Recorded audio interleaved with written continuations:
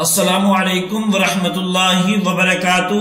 ناظرین، آج ہم آپ کے لیے ایک نیا واقعہ لے کر حاضر ہوئے ہیں جو کہ بہت ہی خوبصورت واقعہ ہے۔ یہ واقعہ نکاح کی شرعی حقیقت تحریر نمبر 3405 حضرت عائشہ رضی اللہ عنہا سے روایت ہے۔ کہتی ہے کہ رسول اللہ صلی اللہ علیہ وسلم نے فرمایا، نکاح کرنا میری سنت ہے، جو شخص میری سنت پر عمل نہ کرے وہ مجھ سے نہیں، اور شادی کرو اس لیے کہ میں تمہاری کثرت کی وجہ سے دوسری قوموں پر فخر کر سکوں گا۔ ابن ماجہ۔ سامعین ذی وقار، آج کی زیر مطالعہ حدیث مبارک ام المؤمنین سیدہ عائشہ رضی اللہ عنہا کی روایت کردہ ہے، جسے محدث کبیر امام ابن ماجہ اپنی سنن میں لائے ہیں۔ یہ حدیث مبارکہ نکاح کی شرعی حیثیت کو متعین کرنے میں کلیدی حیثیت رکھتی ہے، اور وہ یہ کہ نکاح کرنا ایک فطری اور مسنون عمل ہے۔ یہ انسان کے فطری تقاضا کی تکمیل کے لیے ایک ایسا عمل ہے جسے سید المرسلین صلی اللہ علیہ وسلم نے اپنا طریق اور سنت قرار دیا ہے، اور معلوم ہے کہ سنت کی ادائیگی پر اللہ پاک کے ہاں اجر و ثواب مرتب ہوتا ہے۔ اس لحاظ سے نکاح صرف معاشرتی ہی نہیں بلکہ اس ایک مسنون عمل ہے۔ نیک خاندان کی بنیاد رکھنے میں ایک نہایت ہی پاکیزہ اور مبارک اساس ہے۔ دو افراد کو زوجین یا میاں بیوی کے روپ میں ڈالنے کے لیے نکاح کی تقریب منعقد کی جاتی ہے۔ دولہا اور دلہن کی طرف سے چیدہ افراد باہی مل بیٹھتے ہیں، اور اسلامی معاشرہ میں ترجیحی طور پر یہ تقریب مسجد میں منعقد ہوتی ہے۔ عمومی طور پر لوگوں کو اطلاع دی جاتی ہے، کیونکہ یہ عمل چھپ کر کرنے کا نہیں۔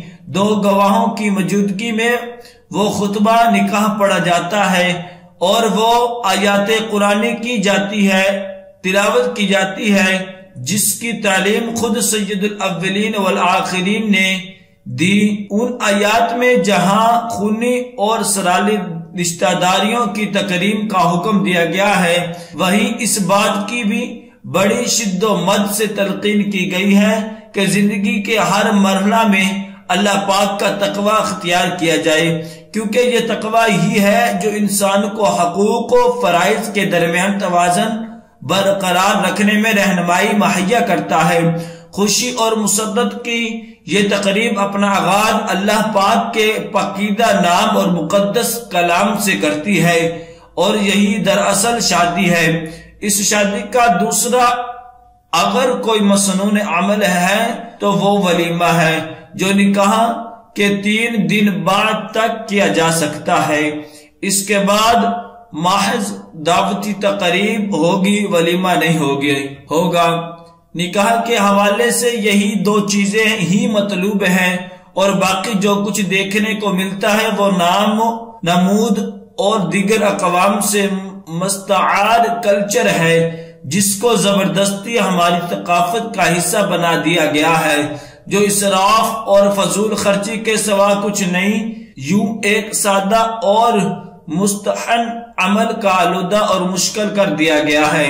اللہ پاک ہم سب کو ہدایت دے۔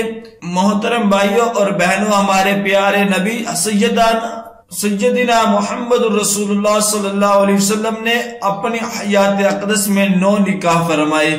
یہ آپ صلی اللہ علیہ وسلم کی خصوصیت تھی، ورنہ امت کے مرد حضرات کے لیے بک وقت 4 نکاح کرنے کی حد بندی کر دی گئی ہے، اور یہ بھی اس شرط کے ساتھ کہ ہر حال میں انصاف اور عدل کو ملحوظ خاطر رکھا جائے، کسی کے ساتھ زیادتی اور ناجائز فیور روانہ رکھی جائے۔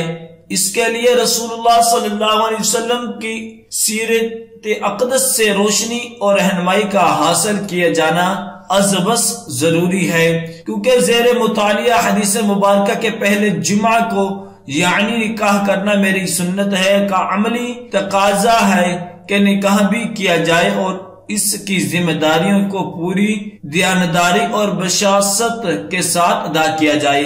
گھر کے اندر ایسا ماحول برپا کیا جائے کہ شادمانی کا احساس ہو، گھٹن اور دل شکستگی کا گمان نہ ہو۔ حدیث پاک کا دوسرا جملہ یوں ہے کہ جس نے میری سنت پر عمل نہ کیا اس کا مجھ سے کوئی تعلق نہیں، کیونکہ نکاح سے گریز کرنا جبکہ استطاعت بھی ہو، اس سے یہ سمجھا جائے گا کہ مرد ہو کر ذمہ داریوں سے گریزا ہے، یا یہ کہ وہ ایک خانہ ساز اور خود ساختہ دیانتداری کی اوٹ میں دین کی نبوی تشریح سے غافل اور بے خبر ہے۔ حالانکہ نکاح کی وجہ سے دیانتداری میں اضافہ ہوتا ہے، کمی نہیں ہوتی۔ اگر خدا ناخواستہ نکاح کی وجہ سے دیانتداری میں کسی بھی نقص کا اندیشہ ہوتا تو اللہ تعالی اپنے تمام انبیاء علیہ السلام پر پابندی عائد کر دیتا کہ وہ نکاح نہ کرے، مگر یہاں تو معاملہ بالکل برعکس ہے۔ قرآن حکیم کی سورۃ الرعد کی آیات نمبر 38 ہمیں یوں بتاتی ہے، بے شک ہم نے آپ سے پہلے بھی رسول بھیجے اور ان کے لیے بیویاں اور اولاد بھی بنائی۔ واضح ہوا کہ کائنات کے چنیدہ اور قدسی صفات انبیاء علیہ السلام کے فرائض نبوت ہی ہے، میں اولاد اور بیویوں کو شامل فرما دیا، گویا نکاح کرنا اور اولاد کی ذمہ داریوں سے عہد برا ہونا نبوت کا جزو والا نفق ہے۔ جب انبیاء علیہ السلام عائلی اور خاندانی زندگی گزارنے پر اللہ پاک کی طرف سے مامور میں تو کوئی بتائے کہ نکاح کیوں کر دیانتداری میں خلل پیدا کرنے کا سبب بن سکتا ہے، لہذا نہایت ہی سچا فرمان ہے کہ جس نے نکاح سے روح گردانی کی اس کا مجھ سے کوئی تعلق نہیں۔ یہ بڑی وارننگ اور سخت تنبیہ ہے، کوئی بھی امتی اس کی شدت کا متحمل نہیں ہو سکتا۔ حدیث پاک کا تیسرا اور آخری جملہ آپ صلی اللہ علیہ وسلم کے آج کا مختصر خطبہ کا اہم ترین جملہ ہے کہ شادی کرو کہ شادی کے نتیجے میں تمہاری کثرت کی وجہ سے روز قیامت میں دوسری امتوں پر فخر کر سکو گا۔ یہ ایک پر معنی تعبیر اور خوبصورت تلقین ہے۔ دیگر اقوام پر آپ صلی اللہ علیہ وسلم کے فخر کرنے میں خوشی اور مسرت کا ایک پہلو پہنا ہے۔ روز حشر جب آپ اپنی امت کو دوسری اقوام کے مقابلے میں افق نافق پھیلا ہوا دیکھیں گے تو آپ فرحت انبساط کا اظہار فرمائیں گے۔ اس لیے آپ صلی اللہ علیہ وسلم نے اپنی امت کے افراد سے یہ فرمایا کہ سکت موجود ہو تو شادی ضرور کرنا کہ تمہاری اولاد کی وجہ سے امت مسلمہ میں اضافہ ہوگا جو میری تو خوشی کا باعث بنے گا۔ سو حضرات گرامی، شادی کرنا اور نکاح کرنا رسول اکرم صلی اللہ علیہ وسلم کی ذات گرامی کے ساتھ محبت کے قرینوں میں سے ایک قرینہ بھی ہے۔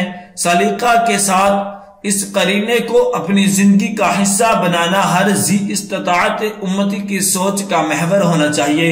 اللہ پاک سے دعا ہے کہ وہ ہمیں آپ صلی اللہ علیہ وسلم کے ہر حکم کو اس کے صحیح تناظر میں سمجھنے کی توفیق عطا فرمائے، آمین۔ صدق اللہ العظیم۔ دعا ہے کہ اللہ تبارک و تعالی ہم سب کو ان کلمات پر عمل کرنے کی توفیق عطا فرمائے، آمین۔